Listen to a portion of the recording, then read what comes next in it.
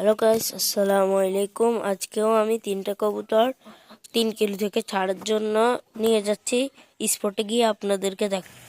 এই তো আমরা স্পটে চলে আসছি। 3 কিলো ওরা ছোটার জন্য ছটফট করতেছে। আমি খাঁচাটা খুলে দিই।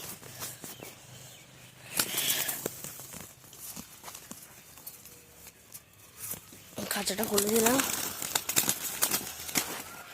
একটা শুধু ছটফট করতেছে আর 2টি চলে গেছে। ওকে আমি একটু বের করে দিই। এর করে চলে গেল।